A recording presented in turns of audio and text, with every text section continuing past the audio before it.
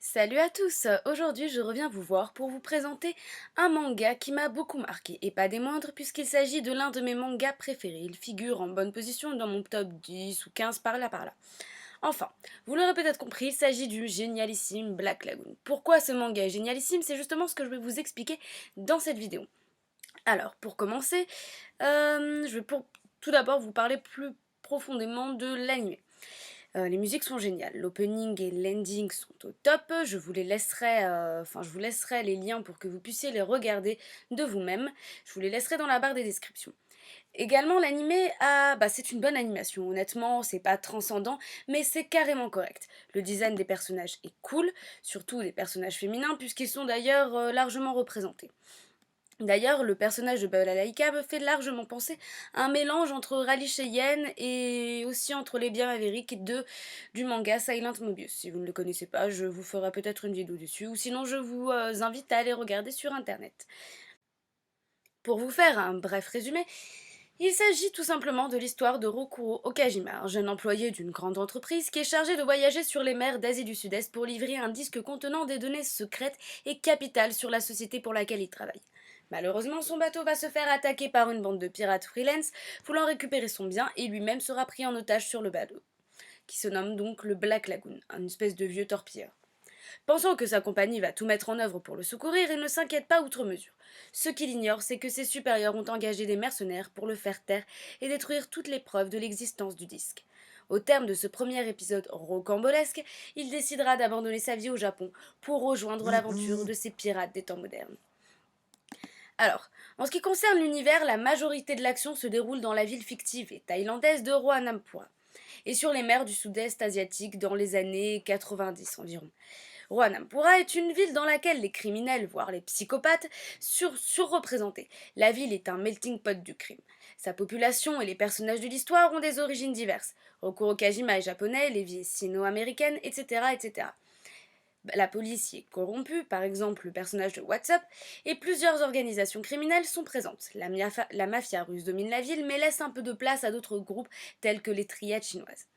La deuxième moitié de la saison 2 se déroule au Japon. Bien que secondaire dans l'histoire, tout un contexte géopolitique fictif est mis en place au fur et à mesure des épisodes. Les personnages principaux sont donc Rock, personnage principal de la série, un salaryman, comme je vous l'expliquais. Il se montre très habile comme négociateur, mais il est également un fin stratège lorsqu'il y est poussé, mais refusera jusqu'à un certain point de toucher à une arme. Reddy est le personnage féminin principal de la série. Elle est surnommée Two Hands car elle manie tout simplement deux flingues. Elle a une habilité à se servir de ses deux pistolets Beretta et M92F, Sword Cutlass. C'est une jeune femme splendide, mais également têtue et irascible. Une véritable tête brûlée. Elle est très efficace dans les combats, il lui arrive parfois de devenir incontrôlable, et dans ces cas-là, seul Dutch, le patron de la compagnie Lagoon, peut la calmer. Passons donc bien sûr au personnage de Dutch. Il est le patron de la compagnie Lagoon, ancien marine, il reste calme dans toutes les situations. Cependant, dans la troisième saison, on apprendra que sa carrière, c'est du pipeau en quelque sorte, et on ne saura jamais vraiment pourquoi est-ce qu'il ment sur celle-ci. Benny, c'est l'étudiant cool. Il s'occupe de la maintenance de l'informatique, un peu babacool, hippie ou ce que vous voulez. Il a dû fuir les États-Unis car il était recherché par le FBI et la mafia, car c'est un hacker de génie et il se révèle très doué. Il finira même par sortir avec Jen, une autre hackeuse qui l'aura sauvé par curiosité, enfin plus par curiosité qu'altruisme. Et on en arrive enfin à Balalaïka, la chef de la mafia russe de l'hôtel Moscou à Roanampura. Ancien officier de l'armée russe, armée rouge, elle avait le rang de capitaine des troupes aéroportées et a déserté à la suite de la mort d'un de ses soldats, sacrifié inutilement par ses supérieurs au cours d'une action militaire. Elle a alors quitté l'armée en emmenant avec elle des soldats de son ancienne unité pour intégrer la mafia. C'est une femme sans pitié, très rusée et ah un tireur d'élite expert au Dragunov. Un détail que je me suis d'ailleurs amusée à remarquer, c'est la statue de Bouddha que l'on voit souvent, même pratiquement dans tous les épisodes, du moins quand il se passe à Roanampura, c'est la statue de Bouddha. Elle est située au large de l'île, et comme on la remarque souvent dans tous les épisodes, je me suis dit qu'il y avait sûrement une raison. Et j'ai remarqué que pourquoi la statue de Bouddha a une partie du visage qui lui est arrachée. On dit en général que si on voit une fois le visage de Bouddha suite à un péché, il nous laisse deux autres chances de nous racheter. En gros, trois chances. Là, Bouddha n'a plus de visage, tout le monde est dans la ville du péché, au point où même le visage de Bouddha ne peut même plus leur apparaître. À un moment, Rébi dira même on est des morts vivants, et Rock affirme que lui-même est déjà mort, comme il le confirme en changeant de nom. C'est un nouveau départ. Toutes les personnes amenées à être en contact avec cette île sont ceux qui n'ont pas pu prendre le pouvoir ailleurs et ils périront tous, comme Rock le fera remarquer à plusieurs reprises. Enfin, on voit communément que les personnages sont tous familiarisés avec la mort depuis le début, excepté Rock qui rejoint l'équipe du Black Lagoon en dernier. Mais il verra sa personnalité changer au fil du temps qu'il passera sur Oanampua. Enfin, on voit à quel point dans cette île toutes les nationalités sont représentées. Et hormis quelques voyages à l'étranger, c'est surtout sur cette île que ça se passe. Du coup, d'une certaine manière, on voit un peu la vision du monde réel condensée sur cette île. Les Russes, les Japonais, les Chinois, les Américains et même les Latinos.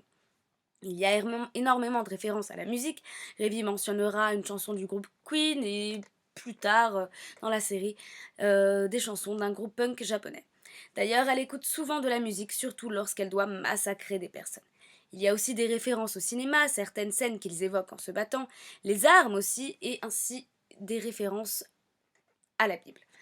Les références à la Bible, parce que bien évidemment, la petite église où tout le monde vient acheter ses armes est tenue par des fausses bonnes sœurs, d'une certaine manière, et ces fausses bonnes sœurs ont quand même accès à la Bible. Donc il y a beaucoup de passages de la Bible qui sont cités. Pas toujours de manière très correcte et souvent même de manière très détournée, mais en tout cas ça nous offre une réelle réflexion sur ce que l'on considère comme le bien, le mal. À travers le personnage de Rock, qui est un personnage classique, le salaryman japonais, et le personnage le plus classique que l'on pourra retrouver, c'est Monsieur Tout-le-Monde. Salaryman est une sorte de personnage effacé, un mouton, quelqu'un qui n'a pas de nom réel, enfin en quelque sorte, vous voyez où je veux en venir. À travers ce personnage, on va pouvoir voir comment est-ce qu'on agirait si on était poussé dans cet univers-là, un univers de débauche, un univers de... tout simplement un univers du crime organisé. Comment est-ce qu'on pourrait réagir si on était poussé là-dedans? Eh bien, Rock nous le montre très bien. Au début, il est plutôt naïf et innocent, il réagit comme la plupart des humains réagiraient face à des situations où on va tuer des jeunes enfants, où on va piller des trésors nazis, par exemple. Mais à l'inverse de ça, le personnage de Révi, elle est beaucoup plus terre-à-terre, qui a eu un passé beaucoup plus douloureux que celui de Rock, va souvent le remettre, disons, d'une certaine manière, sur le droit chemin. Enfin, le droit chemin, disons plutôt le chemin pour survivre dans un milieu aussi hostile pour les êtres humains les plus classiques, comme Rock d'ailleurs. Mais Rock, comme je vous l'ai dit, développera au fur et à mesure de l'histoire une seconde personnalité d'une certaine manière. Il remettra parfois sur le bon chemin et sur la bonne voie Rébi, qui elle a commencé à devenir un peu trop obscur dans sa façon de parler. Il tiendra parfois même tête à Balalaïka et à Rébi également, et Dieu sait que ce n'est pas chose facile. Par ailleurs, le taux de badassitude féminin dans ce manga est hautement élevé. Eda, Rebi, Roberta et surtout Balalaïka. Enfin même son nom il claque quoi. Balalaïka, un nom en 5 syllabes, ça claque. Effectivement, Balalaïka est une femme ancienne dirigeante de l'armée rouge. Elle était un général très puissant qui est toujours suivi par ses hommes, ses subordonnés, lui voue un respect et une admiration sans nom. Balalaïka est souvent vue en train de fumer de gros cigares cubains alors qu'elle porte nonchalamment sa veste militaire, sa veste militaire nonchalamment portée sur ses épaules lui donne encore plus de classe. Et tout simplement son nom Balalaïka, ça fait un peu palalalalala. C'est la classe quoi. Je noterai surtout que c'est le combat, enfin c'est dans cet animé que j'ai vu le combat le plus waouh de toute ma vie. Honnêtement, le combat de Roberta contre ses ennemis est juste énorme.